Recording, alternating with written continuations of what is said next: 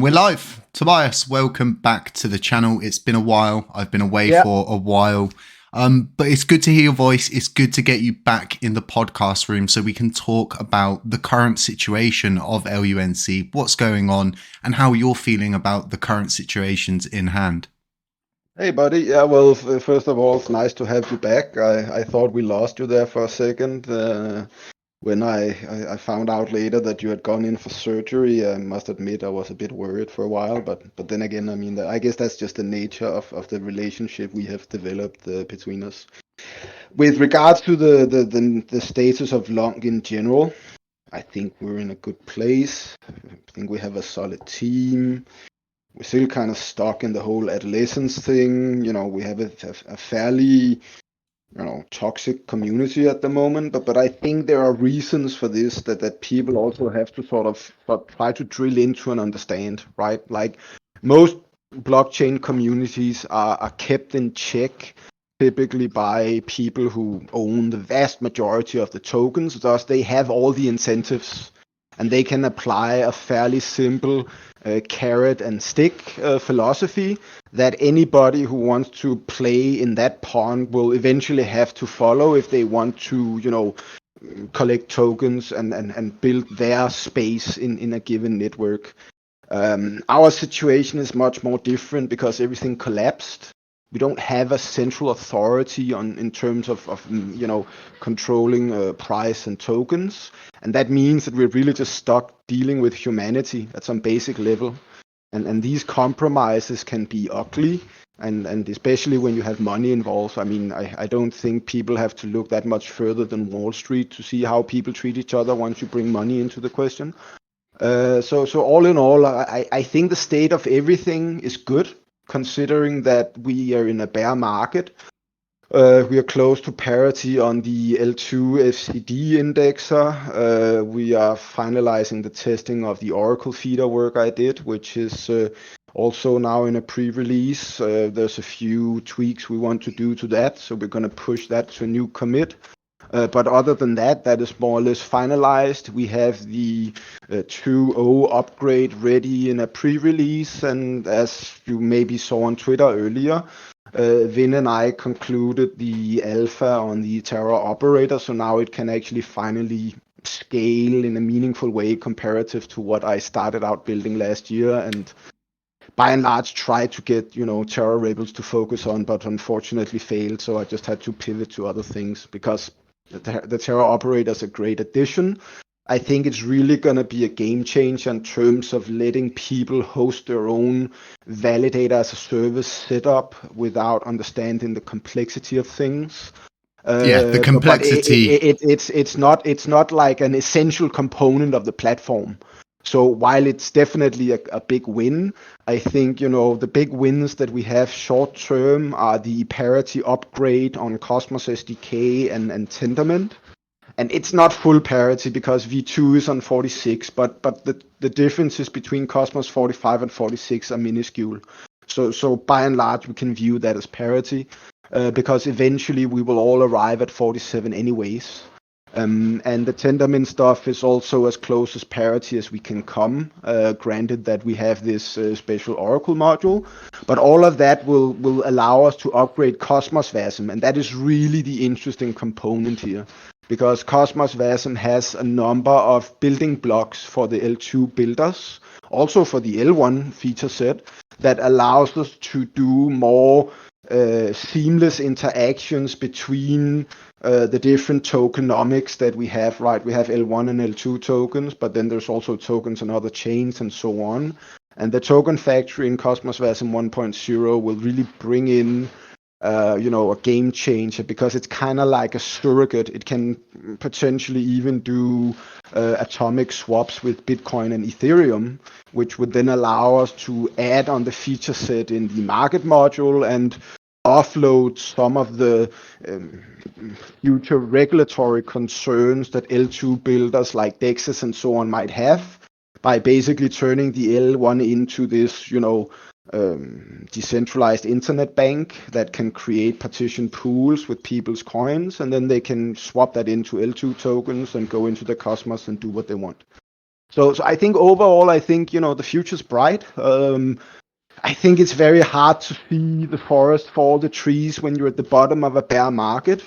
We're working hard to try to get people to become a bit more mature. I'm trying to encourage people to start doxing themselves, because I think at the end of the day, if we want to attract the type of investors that will really, take us to the literal moon, we need to mature. We need to stop hiding. We need to start throwing fallacies and stuff like that at each other. Fair enough, we can have misunderstandings. Nobody's perfect. We all make mistakes, but this senseless, cherry or sort of combing through everything that a given person says on Medium or in a video or something to find that one place where they slip up.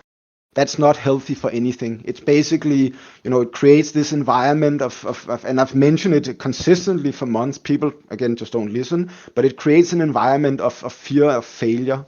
And I'm not afraid of failing, right? So maybe that's why I thrive in this environment right now. But I guarantee you, a lot of the people that you want to attract to this network, they do not enjoy working under those conditions, because the chance of failing in technology are already sufficiently high. Adding in something like the sort of Damocles, where it's like, great, come to our network, we'll give you $5,000 to do something, and if you fuck up, we're going to crucify you on Twitter. Yeah, that's not really going to help, right? So I It's think not incentivizing anything. those are the things we need to sort of iron out. And I will either, help people do that, or I will try to do what I can to at least rid the network of the worst type of actors whom I actually maybe personally feel are, borderline breaking laws if they haven't done so already. And I mean, with the break-in law situation, with all of the different kind of actors getting caught up in the actual law system itself, possible charges being brought forward, there's a lot that is going on externally, and Ed now putting up his proposal to more or less get some kind of legal representation. So it's really important. The legal representation, just to clarify that, is primarily around managing the contractual work. Because you have to remember that the TGF is basically a custodian for the investors. Yeah, and Ed's going to need a new custodian for this whole. I've gone through it. I think I understand it pretty well. The only thing that I'm a little bit hazy about is the idea of shutting down the current US system that we have in place and moving to the Cayman Islands, because you don't have to be a highly intelligent to understand why you would do something on the Cayman Islands, right? Well, the fact of the matter is that, and I think we spoke about this before, if you look at something like MegaDAO, right, which is probably one of the prototypes for how to successfully, if you want to call it that, birth a DAO into the real world. MegaDAO started its life as a shelf company in the Cayman Islands in 2014. It was then moved to the UK through virtue of the trading relationship that exists historically from a regulatory and legal perspective. So it ended up with an owning entity in the UK. Then this happened around 2015 or 16 or whatever, probably around when they sold their initial Bitcoin investment, right?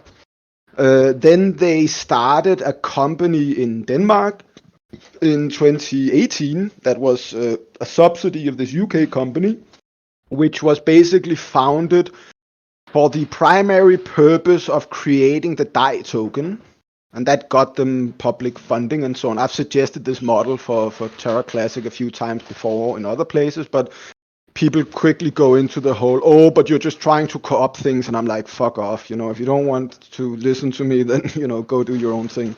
But the bottom line is that they spent 3 years incubating in Denmark, and I know the people who can get us into situations like that and get us set up with regulatory sandboxes and so on.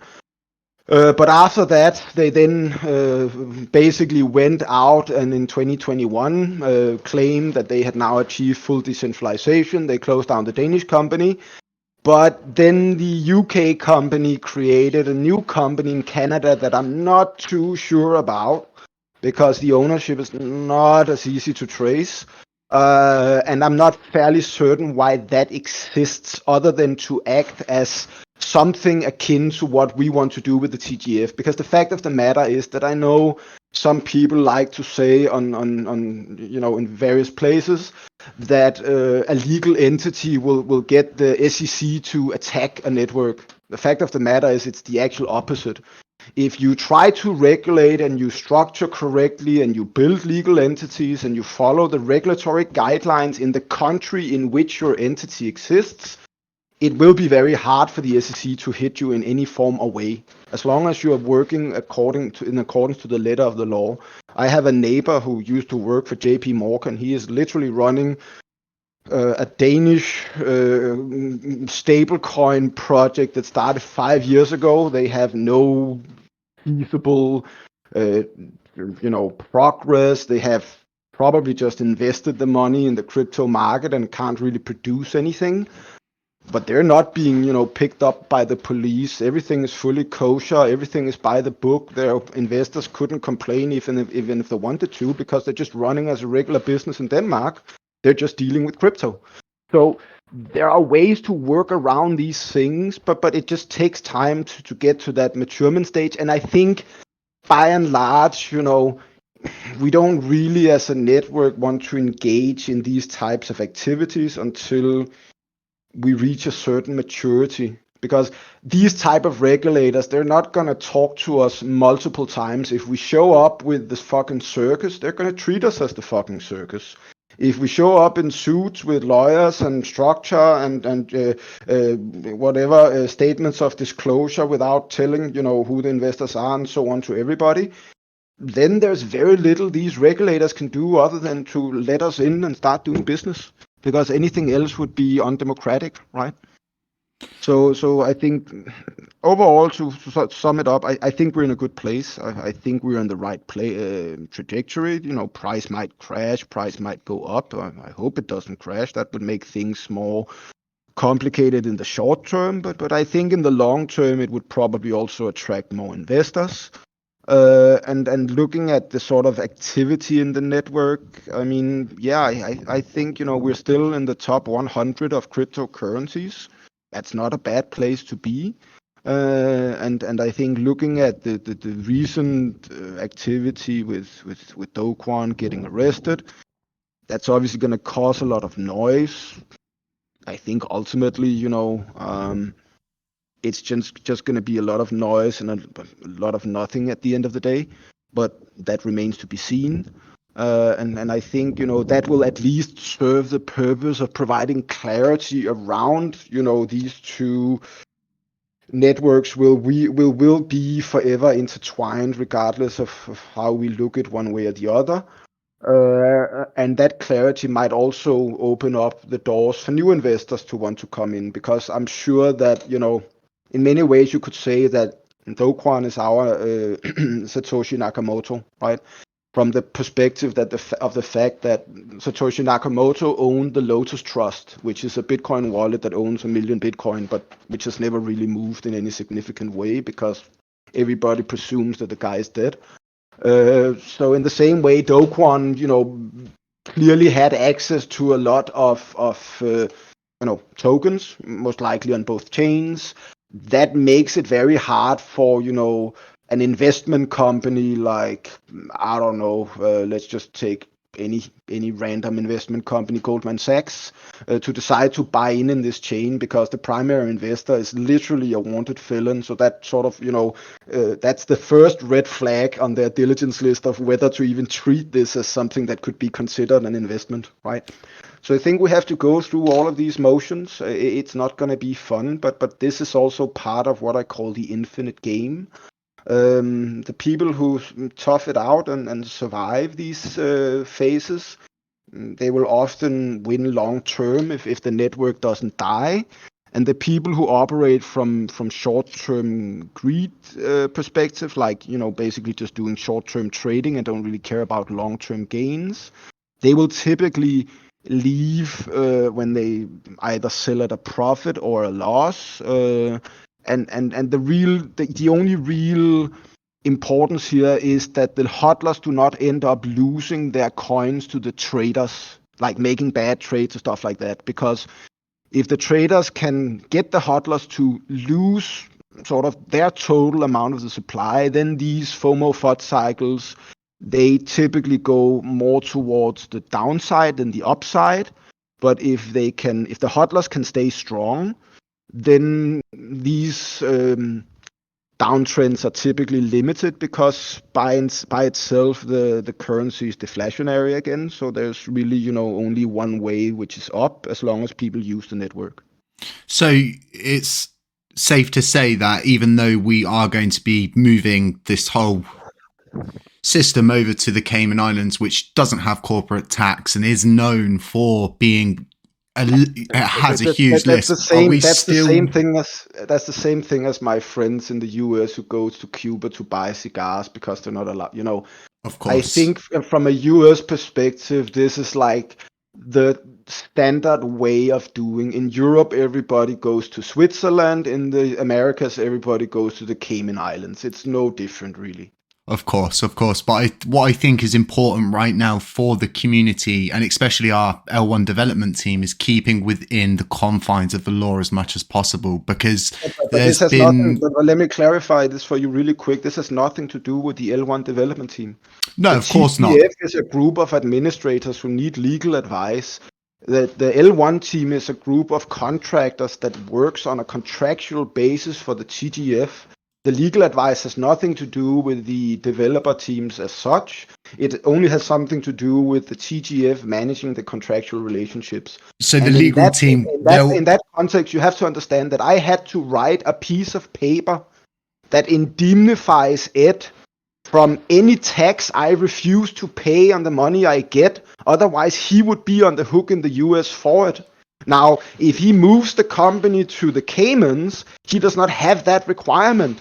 So this is again about trying to structure it in a way where we can embrace the multi-ethnicity that is our network, while enabling the TGF to stay operational without tons of paperwork, because that is what it would require to do something like this in the US. That is why we had a law firm come in and offer us $1 million worth of soft currency in terms of their services to help facilitate this in the US, because that is what it would cost.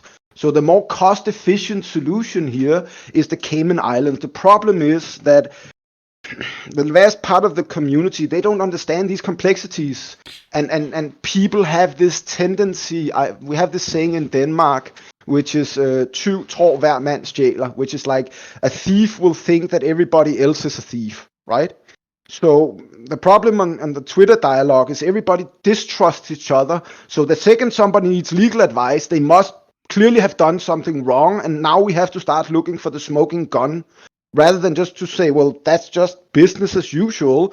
So instead of cooking up a lot of drama, which will then force these individuals to waste time on reacting to that, maybe people should just say, okay, this is just what people do. Let's do it. Let's get moving.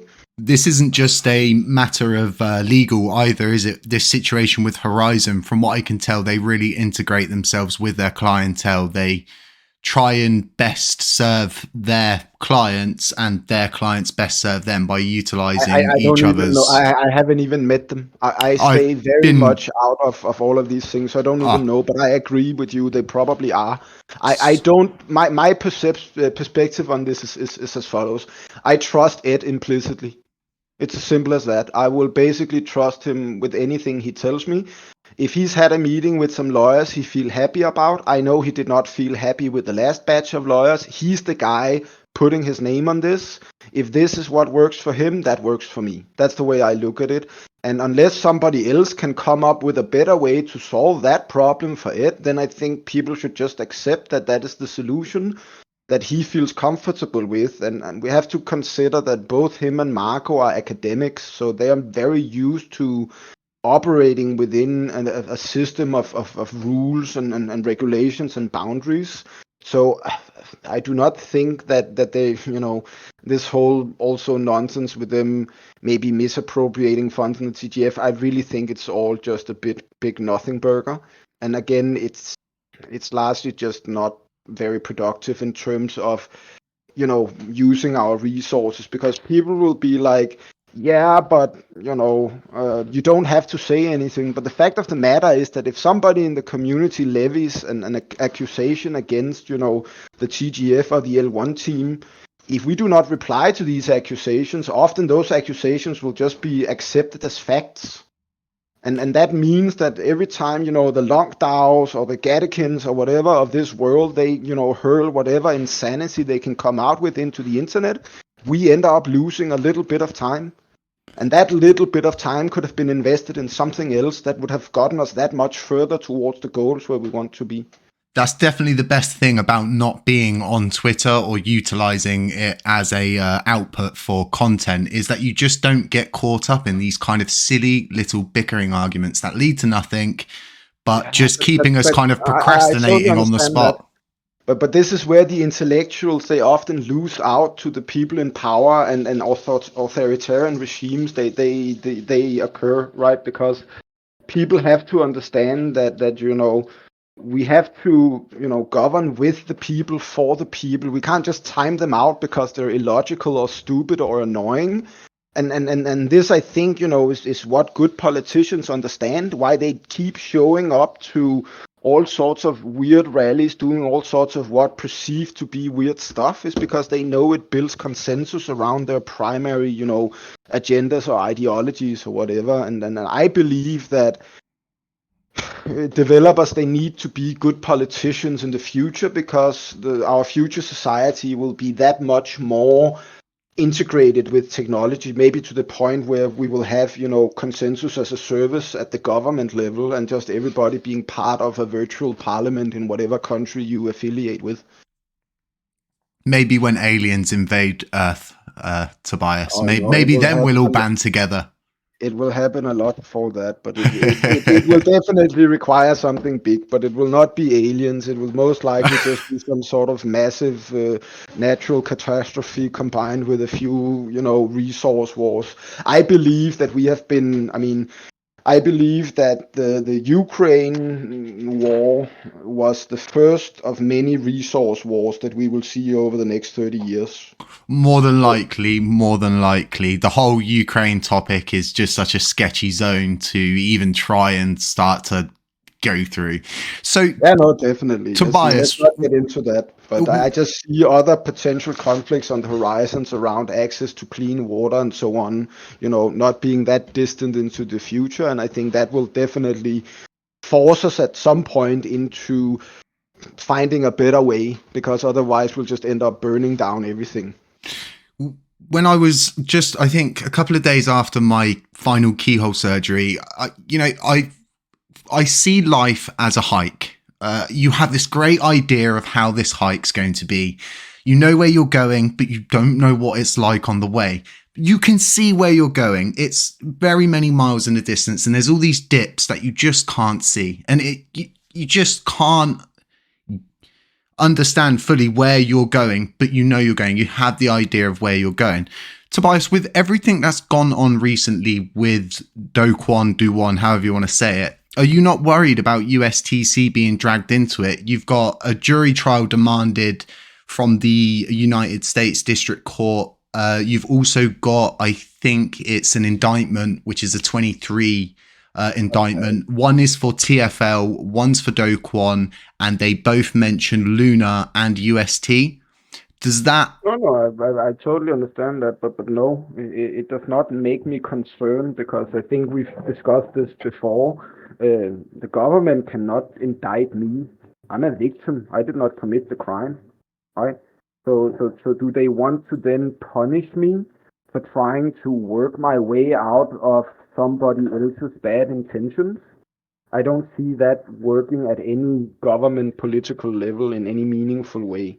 So yes, scapegoats will be found. Scapegoats might be punished to some extent. I think most of it will amount to a slap on the wrist when people start looking at how the regulation actually kind of not works, and the legal lawyers start getting into defending their cases.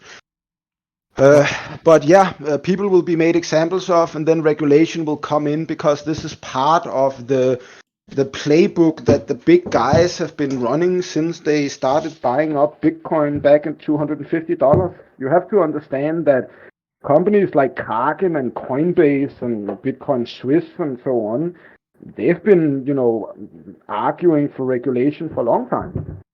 And they see now regulation as a way to hedge the business in their favor, because the fact of the matter is that I guarantee you that regardless of how talented or skilled or whatever we as a community might be, we would have a very hard time competing with the likes of Kraken and Coinbase within the area of financial services, right? Because there's simply so much complexity and so many laws and so many requirements. I mean, I used to work for a bank which had like some of their expenses on a monthly basis was just paying regulatory fines because they knew that they could not align with the regulation. So they just built it into their business model and paid off the fines, right? But we don't have the type of funding for that. We don't have the people we need to do that. I just don't see, that really working for us long term in terms of us doing something like that. And I also think that is why these guys are now playing this narrative of, regulating. Look at the whatever score. What's this investor guy, Kevin Leary, something from the US? He's also on Capitol Hill talking about regulation. I guarantee you that this guy, he sold his fucking bags along with Mike Novogratz. And if you look at the corporate divestitures from Digital Galaxy, they sold a vast amount of their Luna tokens at the end of 2021. And they will argue they did that as part of a normal divestiture strategy. But the fact of the matter is that they knew that Jump and these other guys were looking at crashing the price. And they just got out ahead of time because FTX and Jump, they knew that if they had crashed Terra in a meaningful way that would have hurt Galaxy Digital, Mike Novogratz would have shut them all down through his network, right? So this is the type of game that's going on right now, and a lot of these hardcore insiders are making a lot of money in the process, right? While they're slowly integrating with standards like, who's funding Mozilla Labs? Andreas Howitz, do you think it's a coincidence that Mozilla Labs have now implemented both a standard for a payment API and a crypto key API in their browser standard that every browser on the planet uses? Things are happening at a larger level right now. And for these guys to secure this business that they spent the last 10 years working, the final piece of the puzzle is regulation that makes DEXs almost incapable of competing. And again, if we look at DEX volume versus SEX volume, it's kind of like a non-issue, right? I think the daily volume on LUNC on DEXs are like $230,000. In comparison, on Binance alone is like $40 million. It's like they're just basically hedging that ahead of time so they don't end up losing out to these new contenders that are coming in trying to steal away their market share and essentially their trading fees, right? So yeah, regulation will arrive. The future is bright and it's going to be probably not very compatible with the maximalist cyberpunk ideology around what crypto is, but that's just how things are. Well, we've seen this play out before previously. I've just done a kind of special episode about Operation Choke Point and how they use that to more or less just slow down the system so they could catch up with it. Yeah, that they also used Choke Point for, even in the early days of online payment, there was also lots of problems with this. It's because what you have to understand is some of the most resilient business segments in the world are value networks, right? And value networks are just banks, basically. In any European country, you will find that there are two major banks, and then there's a bunch of irrelevant smaller ones, right? These major banks are typically heritage companies. Denmark found out like 25 years ago through forceful disclosure that Maersk actually owned 20% of the biggest bank in Denmark, right? So by design, Maersk apparently also had a lot of control over the value network that controlled the flow of capital within Denmark, because these value networks are fiercely resilient because they're basically stuck in, generational wealth and heritage shit and stuff like that. And that's why, it's very hard for the Danish bank, as it's called in Denmark, to just open up branches all over China, right? Because they would have regulatory pushback, they would have pushback from investors, they would have pushback from the bank owners. It's literally impossible.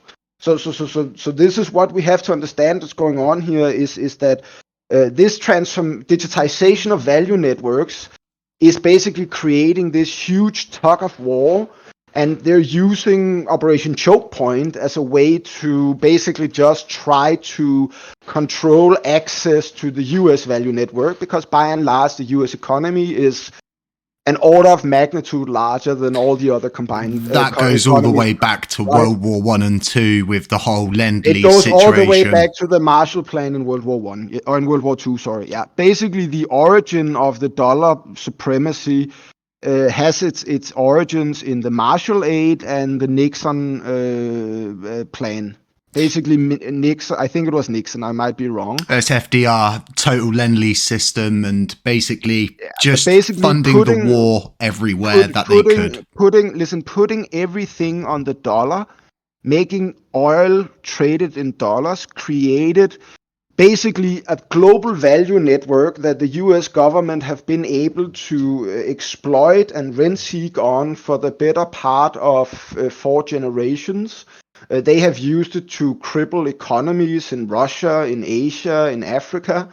And that is what the world is rallying against. If you look at the transcripts from Putin and Xi's last meeting, they were actually, one of the most overlooked point was the talk they had about setting up a network for using this new Chinese digital yuan in Africa, South America, and Asia to basically work around this, right? And this is why I'm perpetual long on all crypto against the US dollar, because what people have to understand is that the increase in dollar valuation in their cryptos will not come from crypto becoming king of the hill.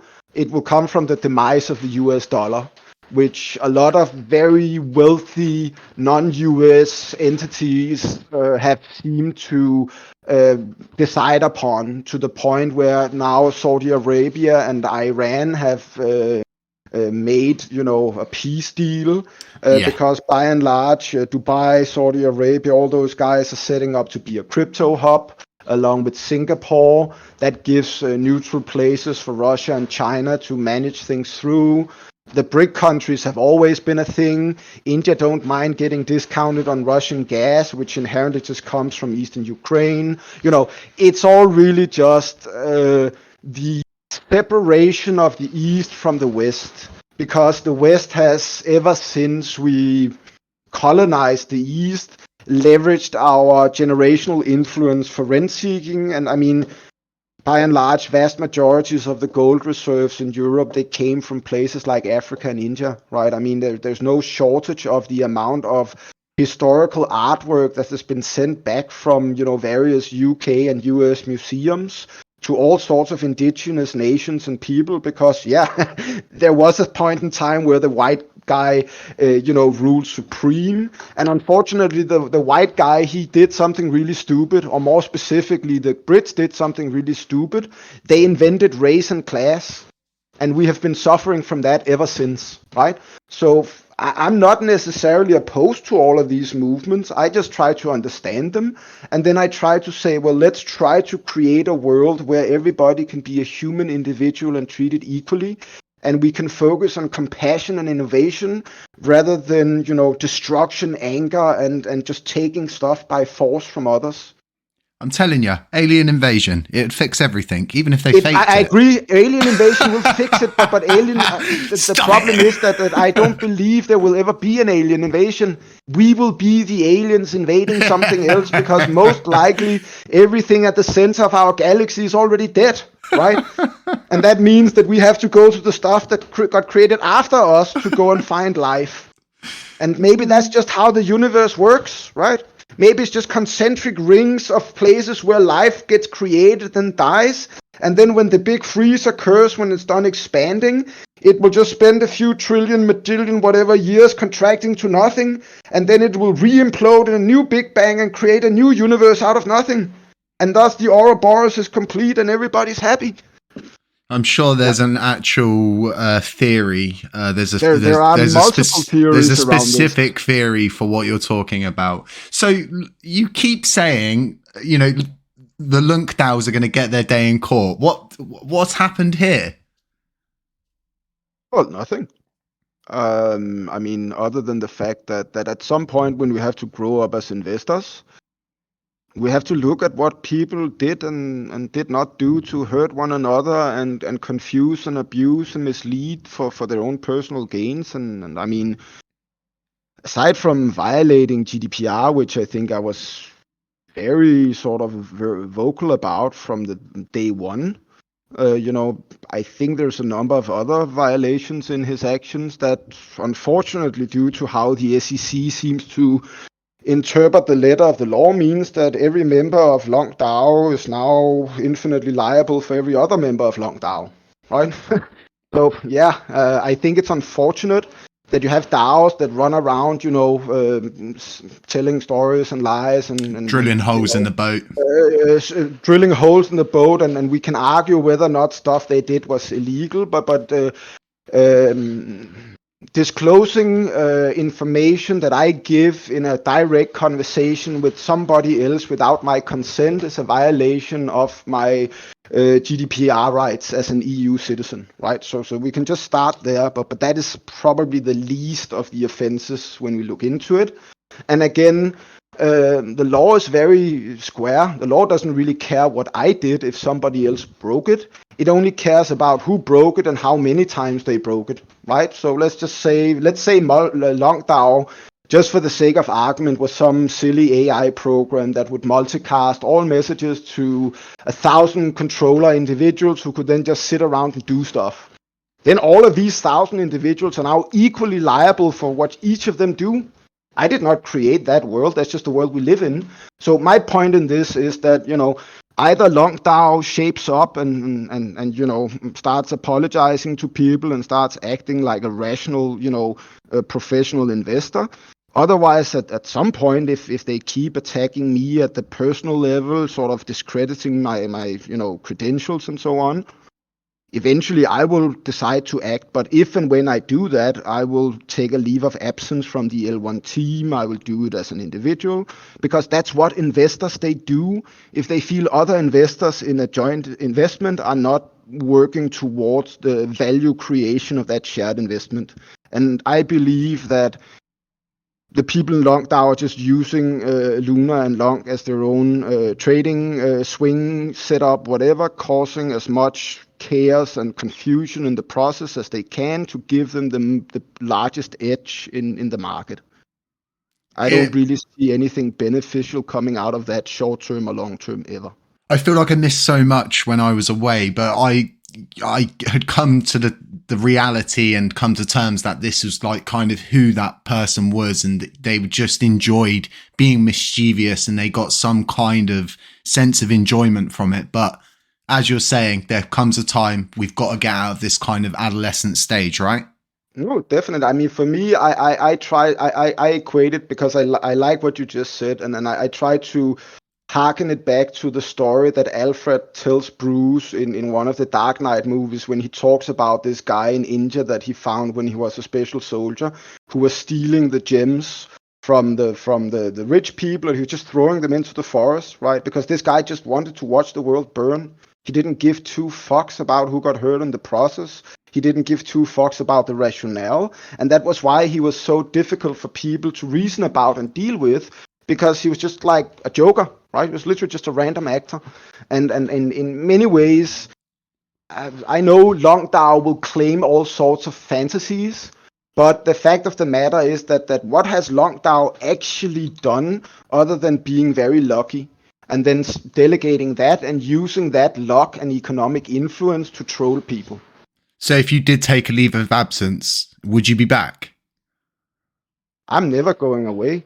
That's good news to I hear. might just not work, on a day-to-day basis. I mean, full disclosure, I'm actually planning to scale down my involvement in the L1 team at the end of Q2 to only work part-time, because I feel like Vin and Till, they have a lot more energy, and I can focus on, the Siggy stuff and the chain AI stuff and so on. And then I will begin a side thing with a company called Novo Nordisk in Denmark, which is one of the largest producers of insulin in the world.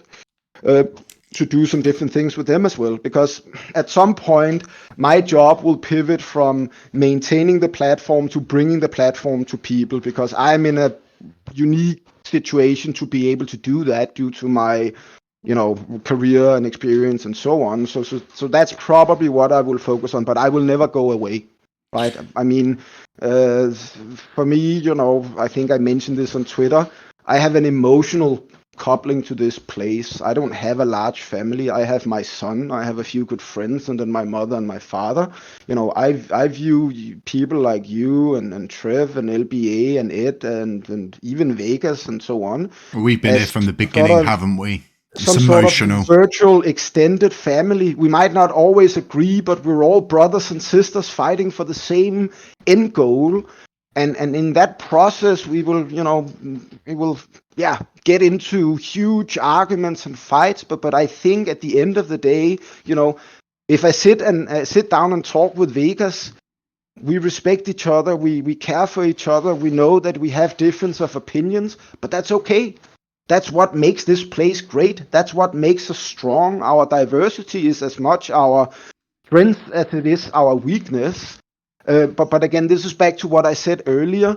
Most blockchain networks are not super diverse because they're all fairly centralized, right? I know people like to talk about this Nakamoto coefficient, but that's just another number somebody came up with to justify selling more or whatever. The fact of the matter is the distribution of tokens in anything but Bitcoin and maybe Ethereum is still just a joke, right? So what you're investing in is various protocols that you believe will eventually carry out, because at the end of the day, we will need many different types of blockchains, and at some point there will be an IBC standard or some similar equivalent that will span all blockchains, and then all of these small value networks consisting of investor groups around the world from 5,000 to 500,000 or millions of users, they will all mesh together while leaving their sovereign currencies intact.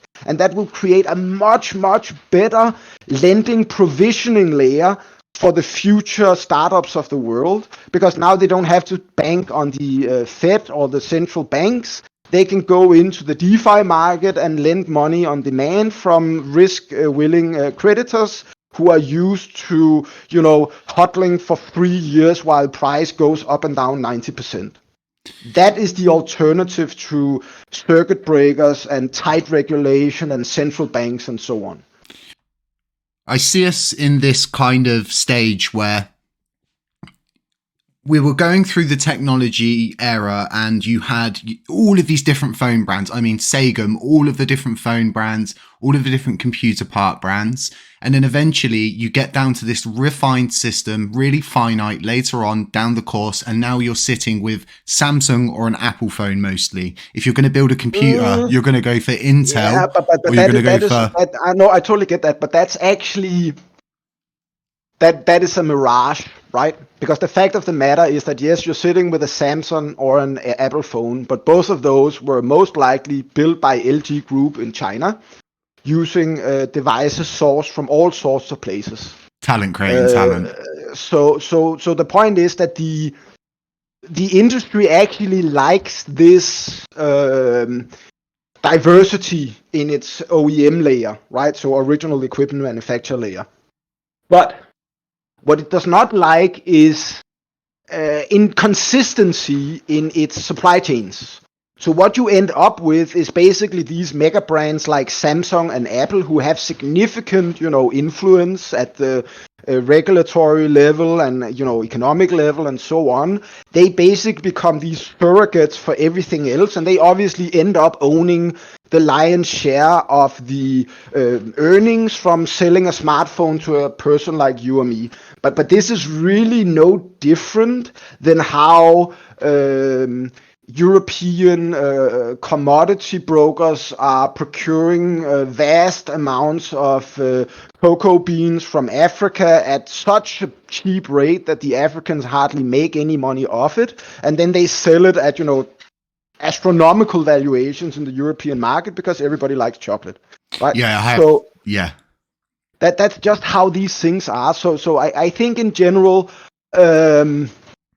you want to try to foster a reality of innovation. Even and if you look at companies like China, they do the same, right? If you were like following a traditional communist planning economy philosophy, you would only create one EV maker.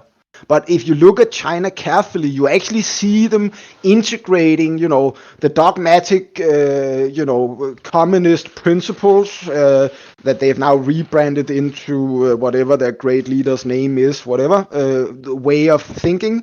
But they're integrating that with the best parts of our liberal societies. So they're basically trying to create some sort of 2.0, police state. Basically, what they're doing is they're going to end up with a technical police state that takes all the benefits of a vibrant democracy while trying to eliminate all of the inefficiencies. Right, one of the problems with democracy is that it's inherently messy to agree on anything, and it takes a long time. Clearly, the Chinese, they don't want that. Right, if that's going to succeed or not, I don't know. I don't think it will, because I think inherently you're going to end up in a situation where power corrupts, and ultimate power corrupts ultimately. Yep. But maybe they can, latch onto their Confucian ancestral principles. I just don't really buy that, right? Because there's no inherent, there's no genetic inheritance of morals, right? You don't inherit morals from your parents. You just inherit DNA, and that turns you into a biological computer that then learns from your sort of environment and your upbringing, right? Yeah, imprinting of younger situations normally dictate the person's outcome. Yeah. Tobias, I'm going to ask the question, don't freak out. Is Ed leaving?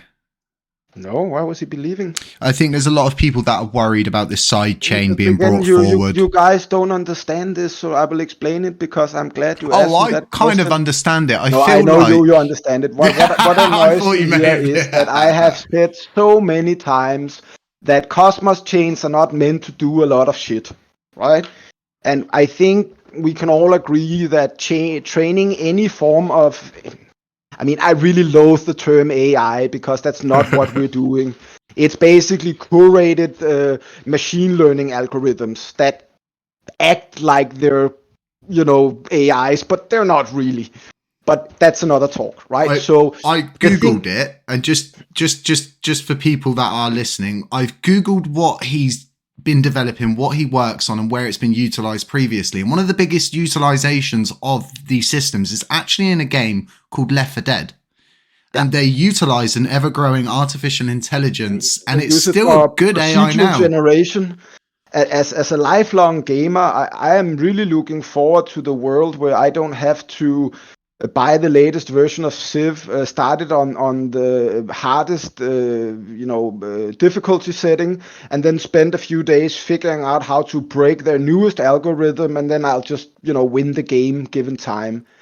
Being able to play games with ChatGPT-like procedural logic has the potential of revolutionizing gaming in a way that I don't think any of us fully understand right now. It makes it non-linear. It's like taking water from old games and making it non-linear and actually making it like water. This is the essence of code streaming. What I want to do with code streaming is I want to rework the way that our software works so it can enable this type of experience at the fundamental level, right? Because if you can have procedurally generated software and you can change the experience on a daily basis, the user retention will go through the roof. People get bored with Facebook because it's the same thing all day long. right? And then they go to some other similar thing that has different buttons, but by and large have the same feature set. If you can create a immersive experience that changes over time, that is the gateway to the metaverse. That is what keeps people retained much longer, right? Why did I stop playing World of Warcraft? Well, I stopped because it got boring. I had killed all the dragons and I had gotten all the loot and I had my guild and it was all great, but every day was just the same grind. Imagine if every day the monsters would slightly change your pathing based on their historical understanding of how you move around in a zone in World of Warcraft. That would create a totally different game experience. I wouldn't know that if I just auto run from one end of the wastelands to the other in that specific line, I won't hit any monsters because they would learn to take that into account. So when I come back 2 minutes later, I would be dead, right? And that obviously engages me in the game in a different way. So for me, the AI chain is really, I think it's a great idea. I think it plays to the strengths of the Cosmos, which I've always said is blockchain specific or application specific blockchains. And I think what people have to understand that a side chain is just a partitioning.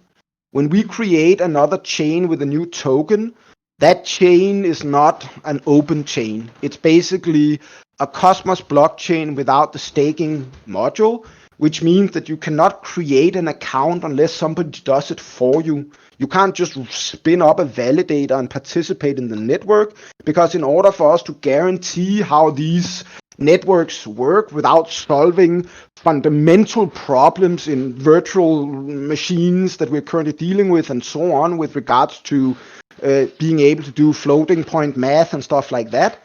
The easier solution is simply just to say, well, every validator that runs the chain AI setup has to have a very tightly governed software stack so we can use the L2 to do a lot of the diffusion stuff. Because if we had to do that on chain, that would basically just cripple the chain, right? Or you'd need everybody to do it individually, thus your new system you've created. The architecture would probably not even really deal that well with it at the end of the day. So the point is that we're trying to use the knowledge that we acquire from learning on the L1 to see how we can produce concepts that fit into stuff that Ed and I, between us have been researching for a long time, way before we even got here, and try to see if we can create utility that will allow us as highly specialized individuals to maybe get back to having a day-to-day activity that is more akin to researching the stuff that we want to research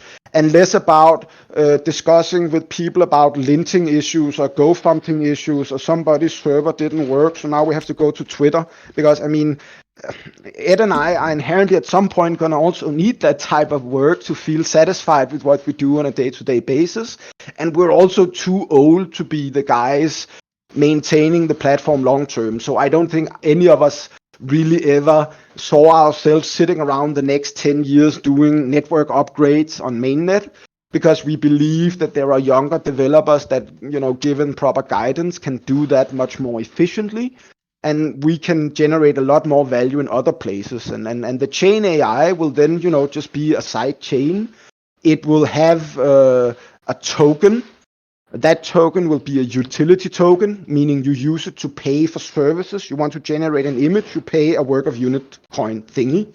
But any decisions that we make will be basically managed through what we call interchain accounts. So the way that we're going to bridge these chains together is we're going to say anybody who creates an account on a side chain will inherently create what's called an interchain account.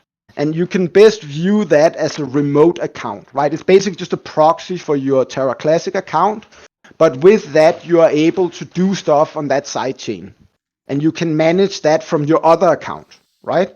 So what we're going to end up with is like a Hydra, where Terra Classic will be like the body, and then each side chain will just be its own utility head.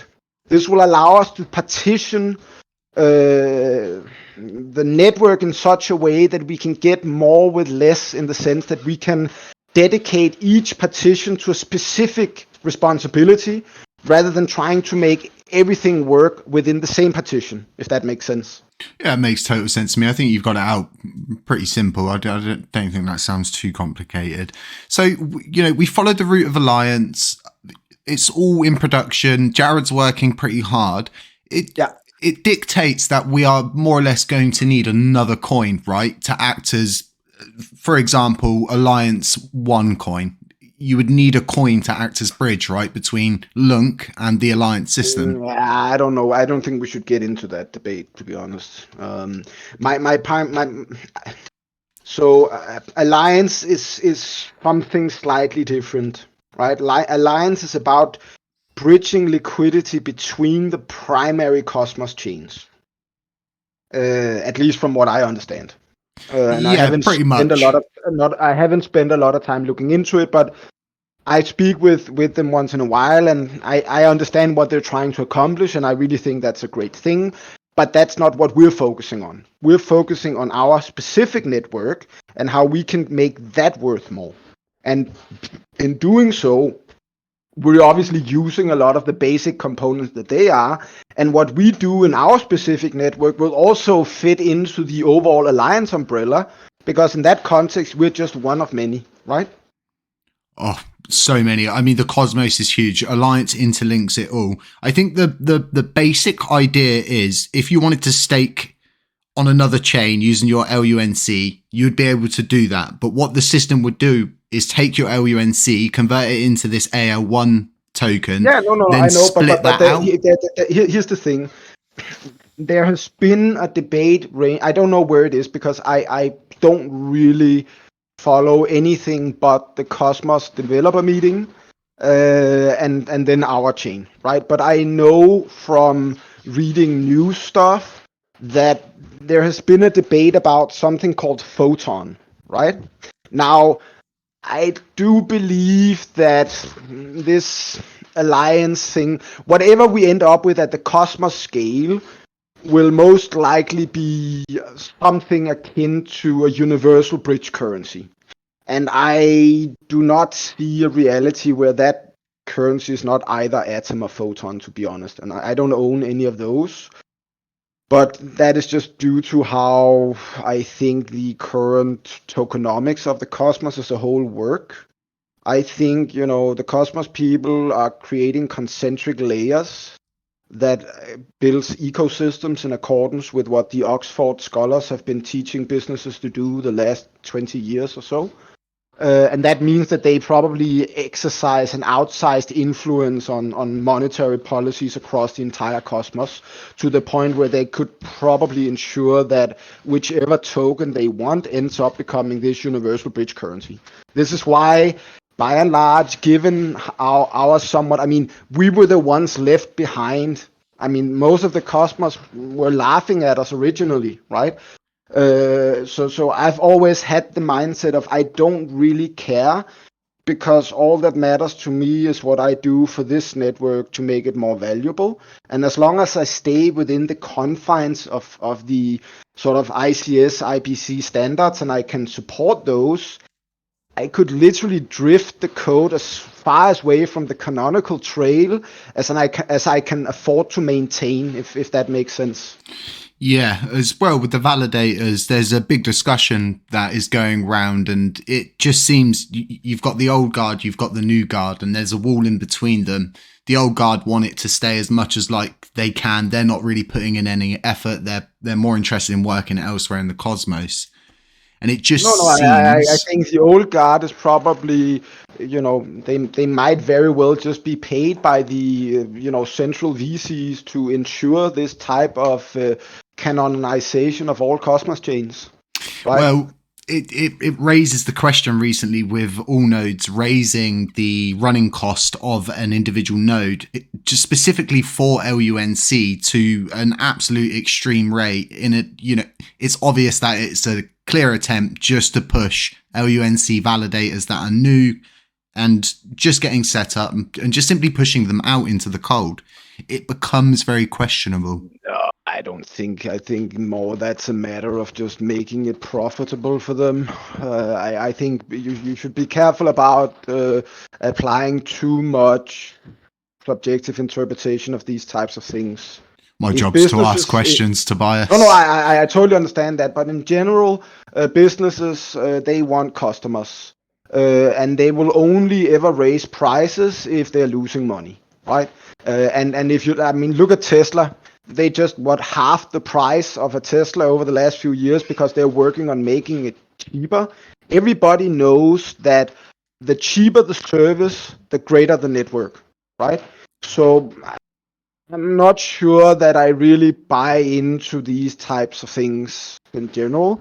I think maybe all nodes has had to come to some sort of conclusion that they were getting a lot of validators onto their service, and maybe they, themselves got to a point where they feel like they want to push more people out to set up their own things. And the natural way for them to go about that would be to, push up prices a bit and change things around. But it went from $480 to $2,800 per month. It's but that's for running increase. A validator, yeah. Right? But I can tell you what it would cost to run a validator. Oh, I know how much it costs. Something like that, right? No, it's around, once you've got the equipment, at most, you're probably looking at what, if you do it yourself, your business internet costs, the electricity, nothing else, because you've not got to pay anybody to run it. So it's all questionable at the moment, but it's interesting to... I understand that, but here, as a minimum, you need 3 servers, right? You need one for your FCD, one for your Oracle, and one for your blockchain. So for the people listening, you pretty much, you need 3 computers. These computers need to have a specific limitation of hardware. It's got to be above a certain rate. Basically, a low-range gaming computer, 3 of them. I did the average cost calculation on a Terra D node, right? Or like a validator node. That is roughly around $1,000 per month. If you want to use a cloud setup and you don't want to have to do everything yourself, yes, you can do it yourself cheaper. But when you do it yourself cheaper, that is only because you discount the time you spend on setting it up. Exactly. If you factor in the hours, then it actually becomes more expensive than the cloud. So that's just one thing that's important to point out here. So if you factor that up, let's just say that's roughly maybe a little below $3,000. And you said they were now charging what? I think it's $2,800 a month. I think what they've done is, if they've gone from subsidizing the network to basically charging what it probably costs them to run it, plus a small overhead to obviously make it profitable. My biggest hope from all of this is we just don't end up in a situation where it just goes back to the old guard. We have that same kind of 80 active set. No one new ever came on. I totally understand that, but that's what we're trying to accomplish with the Terra operator. This is why I've always been trying to accomplish things with the Terra operator, because what the Terra operator does, it turns the validator as a service thing into a SATI at home thing.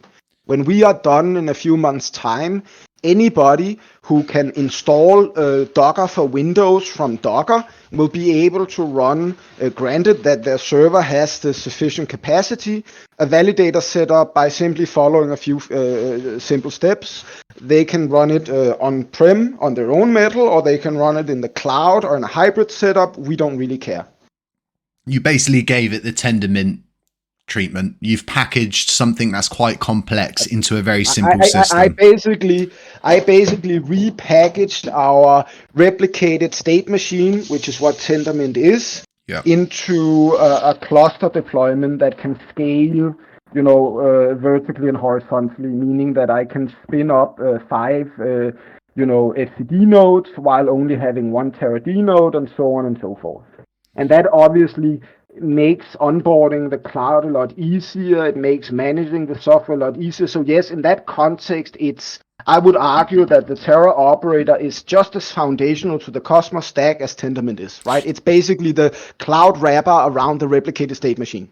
A big issue with nodes getting into a slashing event is actually having outdated software.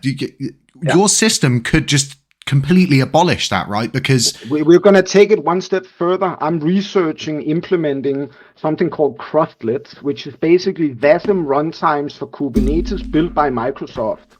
we want to use the Terra operator to move all of the VASM contract data onto a massive interplanetary file system and leave it off chain and just only keep data signatures on chain, because then we can have an infinite amount of more stateful data in our blockchain, and we can source the blobs from anywhere on demand.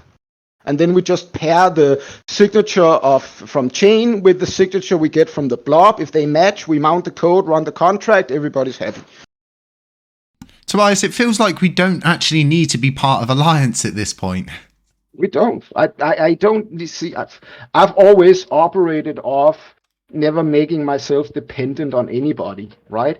That doesn't mean we do not want to be part of Alliance. Like I stated before, I'm really starting to enjoy working with some of the TFL devs. They're both knowledgeable in their different areas. They built the system, didn't they? No, not really. I think most of the TFL devs today are the, inheritors of TFL. I think maybe there's a few guys like Jared and Alicant who are still in there, but most Jared's of the devs, an OG.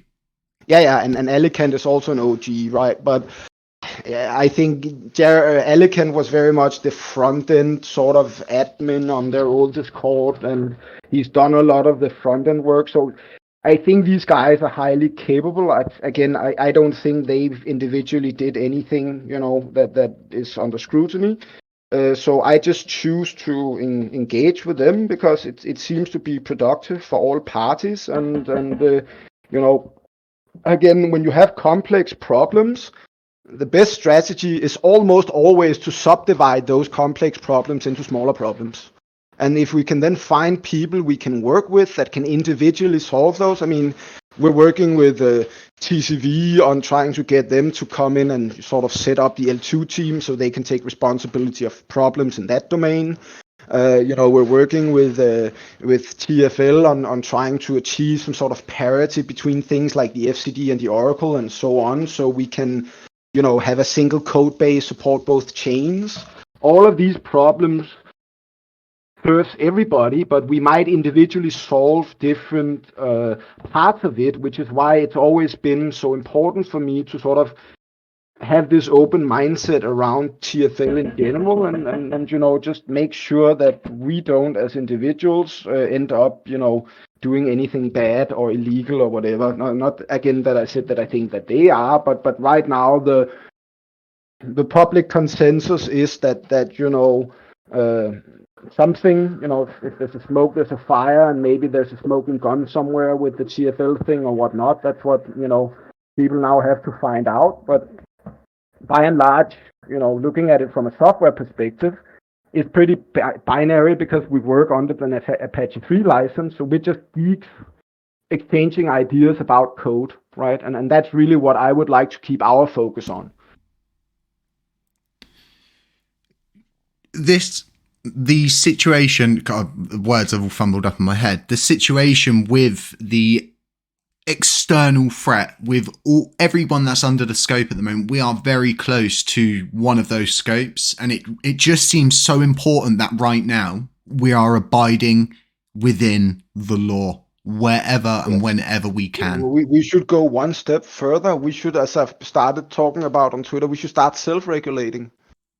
If we can show these people who are right now trying to pass judgment on something that is very dear to us, that we can actually step up and, play ball within the confines of the actual system that we all live in this planet, by, undox or by doxing, by disclosing, how many tokens we own, becoming real investors and start working together as real investors, then that would be a seismic event within crypto. It would probably put us at the top of Binance's most wanted DAO list in terms of things that they want to support, because that is what companies like Binance wants.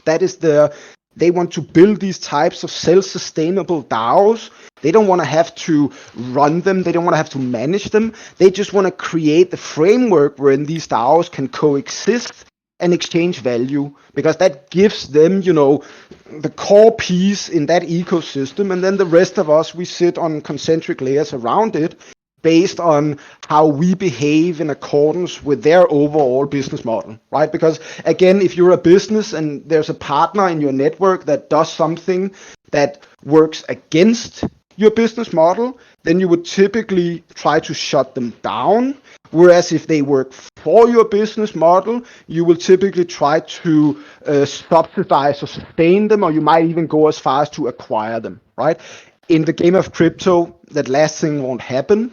But that doesn't mean that Binance would not, really go to bat for our community if we could step up to the plate and become mature like that.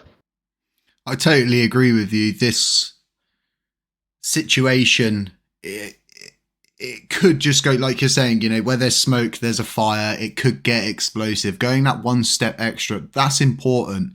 I like the fact that if you're listening now and you've listened to my special report yesterday, you will be sat there nodding your head because you've just repeated more or less what I was saying. We need to regulate ourselves. We need to ensure we're showing them we can play ball and we're playing ball correctly. And then also looking to CZ because he's someone who's leading the regulation in a manner where it's not coming on to him, he's going on to it.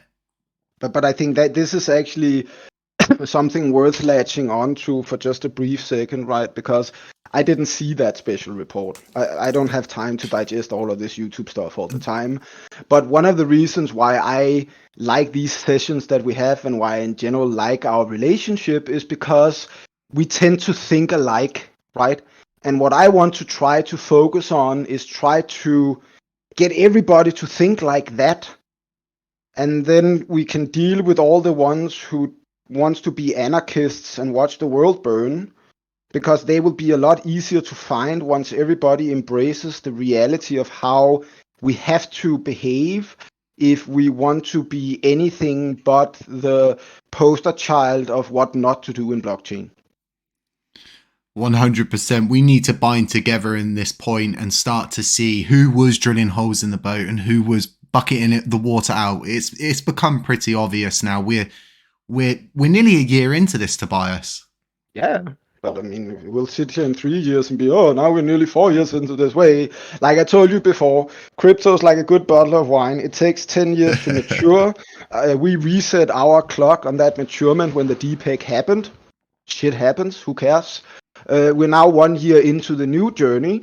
I believe, that nobody, and I mean nobody, except maybe for myself and Ed and Radar, really fully believe we could ever get to this point.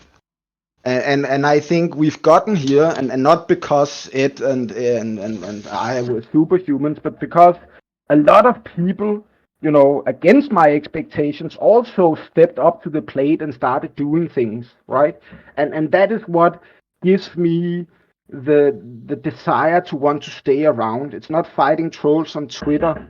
I think it's like I mentioned to you earlier, right? It's like watching the next generation of entrepreneurs like yourself, like the NFT artists, like the Terra port people, and so on, start building things that will create a real foundation for what is basically my desire for creating generational wealth for my son and his children. Right? That's basically my game in this. So I think we'll be here in 3 years' time, still chatting. We'll probably also be here in 10 years' time, God willing. If we're very lucky, we'll all be around in 30 years' time. And then, that's just how it is. Totally agree. I hope we're all here in 10 years' time. Aliens haven't invaded, a meteor's not hit the Earth, and we haven't all blown ourselves up. That'd be brilliant. Folks, thank you so much for joining us. We really appreciate it. Tobias, it's been brilliant just having a chat with you, having a real conversation. And like you're saying, it's always nice, mate. It is. It's always really nice. So, folks, you can follow Zaradar, Tobias Anderson on Twitter, and you can keep up to date with him through all of his different channels. Other than that, that's all we've got for you. We'll catch you in the next podcast. Stay safe, stay aware, stay humble, and we will catch you in the next one.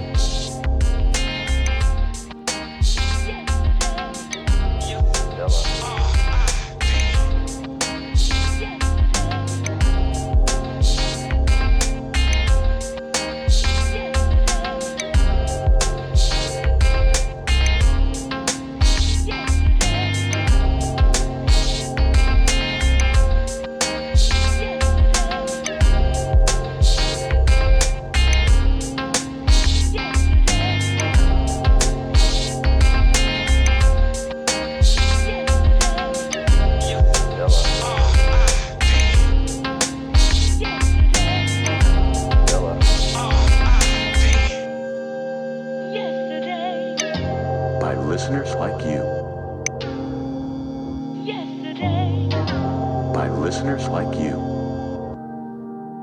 Yesterday, By listeners like you. yesterday, Our revenge is made possible by listeners like you.